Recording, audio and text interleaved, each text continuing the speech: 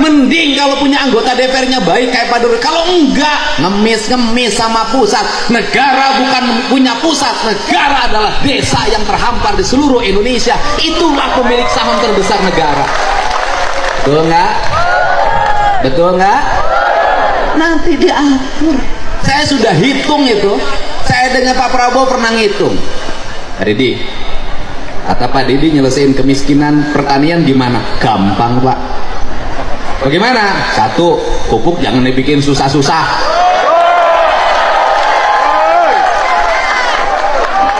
Ya jangan dibikin susah-susah. Bikin pupuk susah banget, aturannya banyak banget. Bikin yang sebanyak-banyaknya, negara rugi, nggak apa-apa, asal petani untung. Betul yuk. Dua, saya katakan setiap buruh tani harus punya sapi. Bantuan sapinya jangan kayak kemarin-kemarin Pak, dari Kementan, kurus-kurus, tua-tua, nggak mau hamil lagi. Itu saya bagiin sampai 2 tahun ke saya, Pak, nggak sanggup. Kenapa? Sapi saya nggak bunting-bunting. Mungkin sama kamu lakinya kurang. Kasih dong sapi yang unggulan, yang bibitnya gede. Kalau bisa yang dibagiin yang sudah bunting, di IB dulu sama kementerian, baru dibagiin. Betul nggak? Satu petani dengan bu sebagai buruh tani atau luasan di bawah 1/4 hektar, kasih 5 ekor. Setelah itu kasih dana pendampingan, PPL-nya arahin, itu kotoran sapi jadi pupuk organik. Puterin begitu. Kemudian apalagi jamin kesehatannya, kalau sakit nggak usah susah. Bener rakyat pakai BPJS, bener, tapi banyak yang BPJS-nya nggak bisa bayar. Saya tuh kenapa Kang Deddy ngomong gitu tiap hari? Aku ngurus yang begitu. Masuk rumah sakit BPJS nggak ada, bayar dulu. Masuk rumah sakit, di rumah sakitnya nggak bisa nungguin. Kenapa? Berhenti kerja ngebecanya. Bener nggak? Nah, jadi gratisin itu pelayanan kesehatan. Yang berikutnya apa lagi? Bangun rumah sakit, jangan numpuk satu tempat. Ya, kabupaten harus punya rumah sakit rujukan, nggak usah operasi ke pusat kota, cukup di kabupaten. Turunin dokter-dokter terbaik di situ. Kemudian siapkan subsidi untuk apa? Kalau orang sakit, keluarganya harus disubsidi. Kenapa Kang Deddy ngomong gitu? Suaminya sakit, bininya nungguin. Yang nyari duit siapa? Saya ngalamin, saya pernah punya kebijakan. Kalau keluarganya sakit, yang nungguinnya saya kasih uang saku 100.000 per hari. Bisa negara? Bisa. Bisa nggak? Bisa. Sekolah, bikin perguruan tinggi udah dirancang oleh Pak Prabowo kan, sekarang sudah ada politeknik di NTT. Nanti terus begitu. Nah, kemudian kalau itu dilakukan, kemiskinan selesai. Orang miskin karena sakit, rumah sakitnya mahal. Benar gak? Orang kaya penghasilan 20 juta kena cuci darah jadi miskin. Benar gak? Benar gak? Ini problem. Terus kemudian infrastrukturnya benerin yang berkualitas di desa-desa. Jangan jalan dibangun sekarang, besok sudah rusak lagi.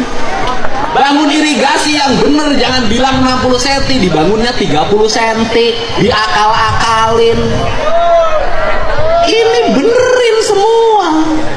Terus yang berikutnya, negara tegas, termasuk yang di bawah umur jangan pakai motor.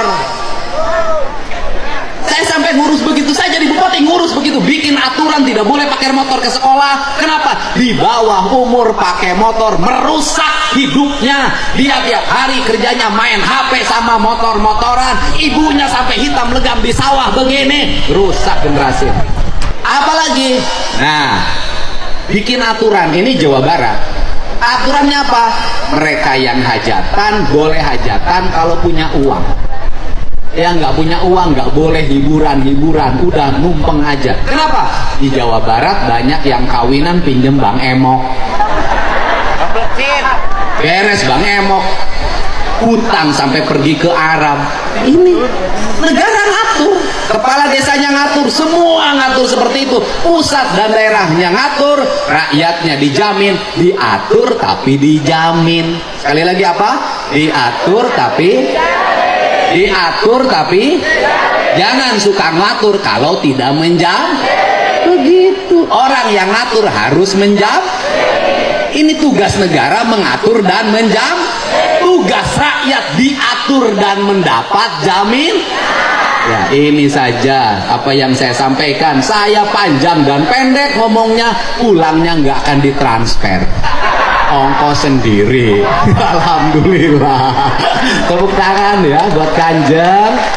Saya kebetulan saya tiap malam keliling untuk menyampaikan kesan-kesan Pak Prabowo. Tadi malam di Cirebon, sekarang di sini. Nanti malam saya harus ke Bandung, besok saya ke Bekasi. Saya tiap malam keliling untuk menyampaikan pesan. Saya ingin Indonesia kepemimpinan Pak Jokowi diteruskan sama orang yang jujur, orang yang otentik, bukan kosmetik, orang yang tidak suka pencitraan tapi ngomong apa adanya, orang yang selalu dihianati tapi tidak pernah mengkhianati. Setuju? Kita ucapkan terima kasih, kita sambut Gus Miftah datang ke tempat ini. Monggo diaturanan lega. Atur nuhun, wallahu muwaffiq ila aqwamit thoriq. Assalamualaikum warahmatullahi wabarakatuh. Kasih Bu. Alhamdulillah. Terima kasih Kang Deddy Mulyadi atas sambutannya yang sangat luar biasa. Tepuk tangan sekali lagi Bapak dan Ibu. Iya, tepuk tangan.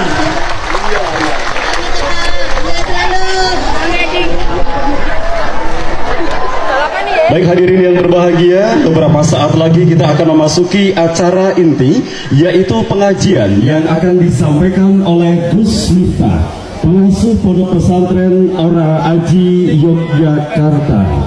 Dan beliau saat ini sudah tiba atau hadir di tempat acara. Kepada hadirin